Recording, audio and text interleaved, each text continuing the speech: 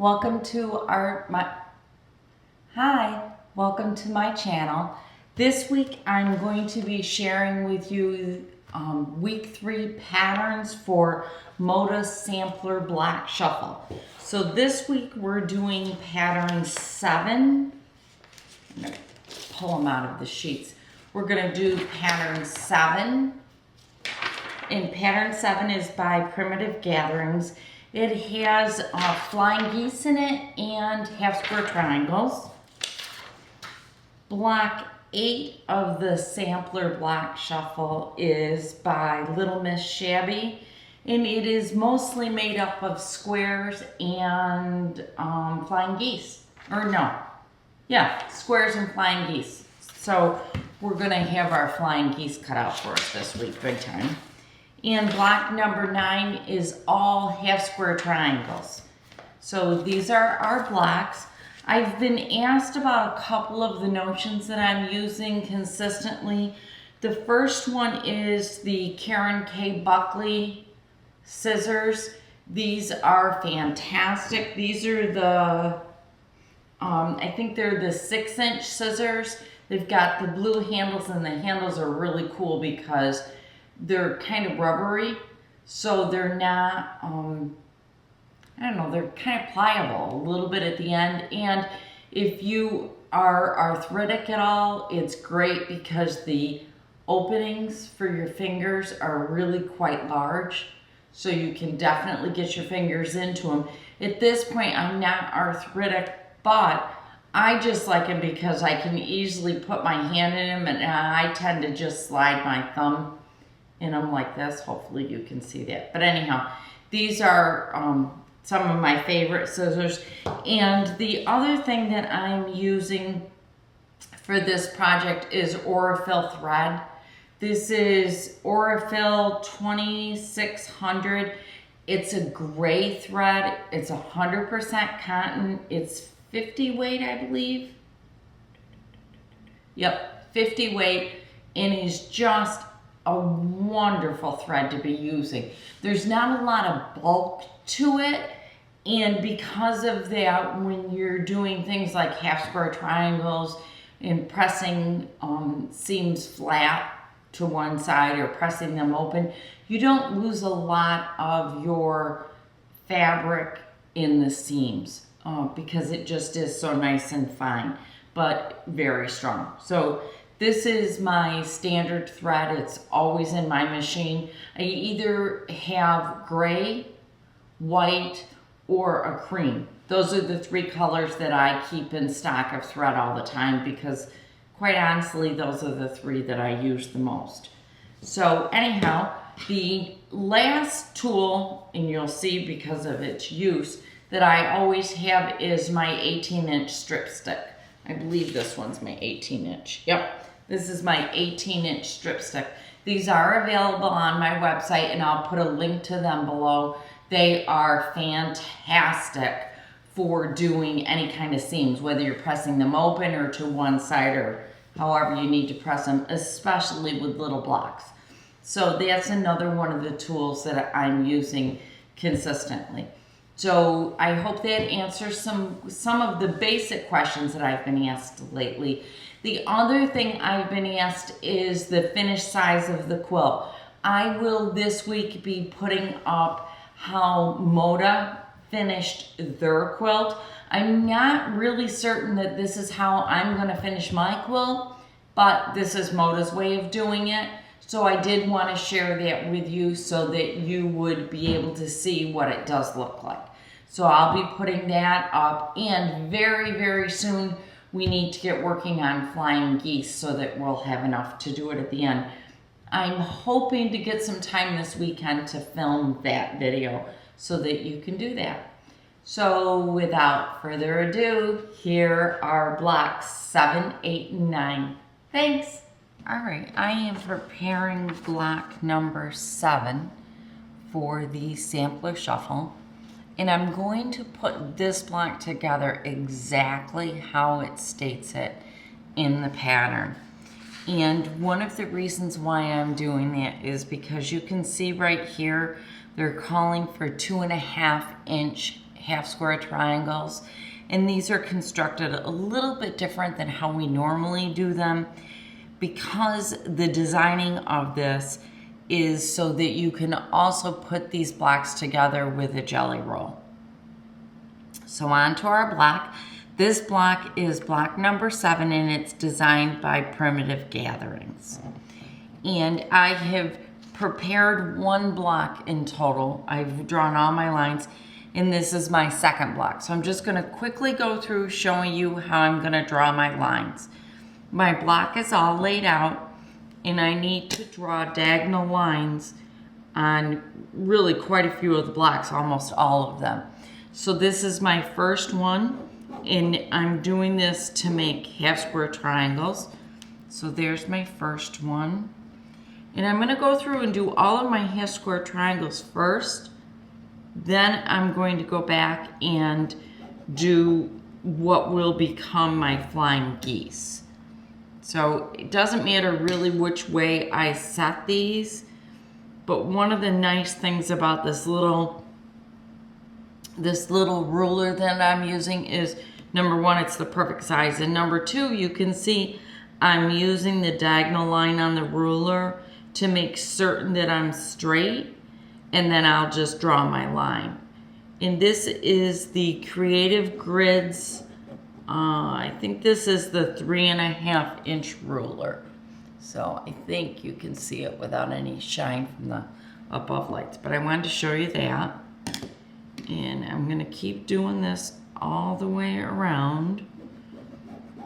So now my half square triangles are drawn out. The next thing I'm gonna do is my flying geese, and then I'll do my center one. So I'm not gonna talk to you through this part, because then I can just nicely speed it up when I go back to edit it. So here I go.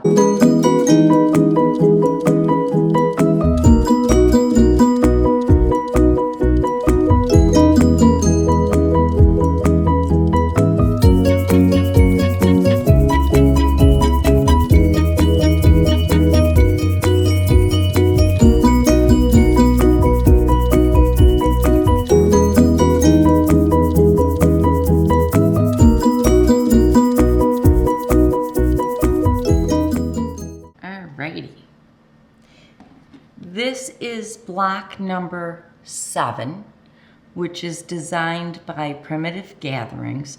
There's a lot of little teeny tiny pieces in this. What it's made up of is half square triangles, flying geese, and then a block which is set on point by doing half square triangles to it. So here's the colorway that's suggested in the pattern. I'll turn the pattern and show you the pattern. So this is the pattern, and this is the colorway that's suggested. And this is how I did the second colorway. Now, I wanted to show you the back side of this and how I was gonna piece it together so that everybody would know. I'm gonna center this a little bit better, so that everybody would know how I did it. Now, this is the way I've done it. If you wanna do it differently, that's absolutely fine, it's up to you. Now, what I did was, wherever possible, where the block would lay nicely and flat, I pressed it to the dark color. But you're gonna see in a minute, it wasn't always possible to do that. I wonder if I can adjust the light. All right, so what I did adjust it. I did make adjustments a little bit. So this is what I did. On the half square triangles, I was able to press them to the dark. So those are pressed that way. But when it came to my flying geese, these are little teeny tiny flying geese. I think they're, let's see, I'll double check the pattern so that you know. These are 1.5 by 2.5. So they really are tiny. And you'll see on the back side, I pressed them to the lighter fabric only because trying to press these flying geese into this dark would have created so much bulk right here that there just would have been no way to hide it. So that's how I press them. Now this is how I'm gonna sew them together so that you know how I'm gonna piece it. The first thing I'm gonna do is sew these two together, then these and these and these. So now I've got down to a 9 patch. You'll notice that I always try to take things to the simplest block that I can. And on this one, I'm gonna get this to a 9 patch.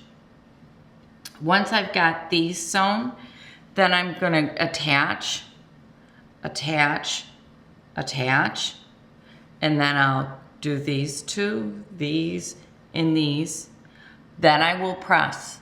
When I press this one, I'm going to press the first row out, the second row, looks like I pressed the second row out too, but I should maybe, oh, here it is this way, I'm sorry. I'm gonna press the first row out, my second row in, so that these flying geese where there's all of these layers of fabric go to the most open spot, and then the last row out again. Then my blocks will nestle together pretty nicely. So once I get my block all sewn back together, I'll come back and show you what the two blocks look like. Here are my, let's see if I can get these centered for you and not have the light. You know, having a lot of light is really a good thing, but I have to be honest with you, sometimes these lights get a little distracting. Anyhow, here are my two blocks, and I am absolutely in love with this one, which is the second one. I like the first one I did, but I really like the second one I did, which is completely opposite of how the directions had the colorway of doing it. But I'm just having fun playing with color. So this is block number 7 again, and it was designed by Primitive Gatherings. And now I am off to work on block number 8. So I'll show you block 8. Let me get 7 put away. So 7's done, so now I'm on to block 8. Block number 8 is designed by Little Miss Shabby, and this one is a really nice straightforward block. You're dealing with a 4 patch, 4 flying geese, and then just 4 2-inch squares. I've got my blocks laid out. They kind of look like a mess, I think, on camera. I'll back it up a little bit. But these are my blocks. They're all laid out and they are ready to start being sewn. And what I'm doing is drawing my diagonal line on my blocks because this is the corners of my flying geese. And they're gonna go like this. I'll show you on this one. I'm gonna fold those two back. So that's what my flying geese is gonna look like right there.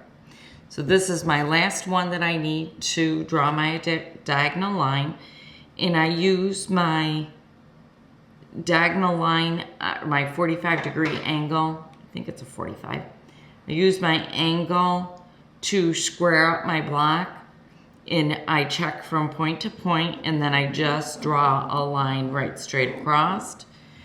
And then the next thing that I do is when I sew it, I'm gonna sew it right here, and I'll insert a picture again. I managed to get a really nice picture of the needle going down right next to my drawn line. So how I'm gonna put this block together is I'm gonna do one of my flying geese, one side of my flying geese of all 4 blocks, and I'll sew these 2 together, then these 2 together, then bring these 2, sew my other side of mine, and I'm going to get this into 3 rows. So this will be row 1, this will be row 2, and this will be row 3. Then I'll put the blocks together. And as always, I'll come back and show you the way I pressed it. All right, this is why you always lay a block out, because as I was laying my block out, something kept going on in my brain that there was something wrong with it. Well, sure enough, when I pulled my pattern out again to put it all together, I realized that they had used 3 different colors. And when I set mine up as 2 different colors. So the 4 patch and the 4 corners are the same, and then there's different colors for the flying geese. So here are my blocks now laid out, and now this is correct. Looking at it this way, I probably would have done this one or this color, not quite the same tone. This is the second time that I've done this in these blocks, and I guess I didn't learn the first time. Maybe I should have done it more of a medium than 2 really strong darks. I'll know when I get the blocks all put together, but this is where we're at. So this is gonna be my row 1. This is gonna be my row 2, and this is gonna be my row 3. So I will get this all sewn together completely and show you both of my blocks when I'm done. Here are blocks 8, which are designed by Little Miss Shabby for Moda, and here they are all done. They are pressed. You can see my fabric folded over. That's okay, it happens every once in a while. Is there bulk there? Yes, but I'm not gonna take it out and fix it. There's no reason to. So I sewed it together, pressing the first row out, second row in, third row out, and then pressed it when I put the 3 rows together, the center out. So there's those, and there it is. So now the next block this month is block number 9, and this is by Jen Kingwell Designs, and it is all half square triangles. So for this one, I am using my triangles on a roll, and once I've sewn this, I will show you how I'm gonna put it together, because on this one, we are definitely going to have a lot of seams meeting up in one spot. So we will go over that. All right, I have sewn my first chain of half square triangles. And now I'm working on my second group, and I'm laying them down. I haven't clipped the dog ears yet. And all I'm doing is putting them right sides together, and I'm going to nestle these seams together here. Hopefully you can see that. There, I'll stick it underneath there and you'll see a little bit better. So I'm just putting those 2 together, and then I'm going to do what's called chain piece, which is I will piece 1 unit right after the other until I've pieced all of them. All right, here are my 2 blocks, and this is how they're going together. I'm going to show you on one of them. So I'll push this one aside, and they're going to go together like this. I'll put these 2, and then these 2, these 2, and then these 2. Then I will take and put these together, then these, and then I will sew them all together into one block. I'm going to do that with both of them, and I will come back and show you how to press these, because we are going to have an abundance of fabric in the back in spots, because all of these points, see, you're going to have 2, 4, 6, 8 pieces of fabric all coming together here at these 4 center points. So I will make sure I come back and show you how to press these. All right, here we are with block, I've got a thread again, block number 9, which is by Jen Kingwell Designs. And here we are in the 2 colors that I picked out. Now, on these, the only tricky part is your pinwheels here, all You've got actually 5 of them. 1, 2, 3, 4, 5 of them. And what you've got to do, and I'm going to try to show you on this one, is you can see my seams are going one way and then the other way. Well, you're going to try to spin those to get your little pinwheel in the center. And what that does is it helps it to lay flat. So that is block number 9. All right. I hope you enjoyed blocks 7, 8, and 9 with me. I keep saying this every week, but I am having a lot of fun figuring these blocks out and putting them together. I wanted to show you my blocks 7. Let me make sure I got the right ones. This one again is by Primitive Gathering. They're the designer of the block. Here's my first colorway, and here's my second colorway. And I will be honest with you, this one is my preference. I'm really pleased with that colorway. And you can see they're just opposites of one another. I put the background fabric where the focus fabric was. So there's block 7 by Primitive Gatherings. Block number 8 was designed by Little Miss Shabby. And here are my block 8s. Whoop, I got a thread. I always love how our quilters always have threads all over the place. So here is my first block 8. And here is my second block 8. And here are the two of them together. Again, you can see I'm still having issues with my values. I'm trying really hard to make sure that I've got a little bit more contrast in there. And obviously with this one, I didn't get as much as I would have liked. I probably should have picked one that was a little bit lighter of a blue for here. But in the meantime, I'm content with them. I think they're both really cute. So here are those blocks. And block number 9 is by Jen Kingwell. And here is the first of my block 9s. And here's the second of my block 9s. And here are the two of them together. This was a matter of a lot of pinwheels. Good thing for shoulders, huh? I'm gonna fold it into a quarter so that you can see. It was made up of 4 of these little teeny tiny pinwheels. And what ended up happening with this one, and I'm hoping that you can see it clearly in the video, but I made little pinwheels on the back. And the reason I did that was to create less bulk. And it's a matter of just pushing I'm sorry, at the end of the day I can't think well.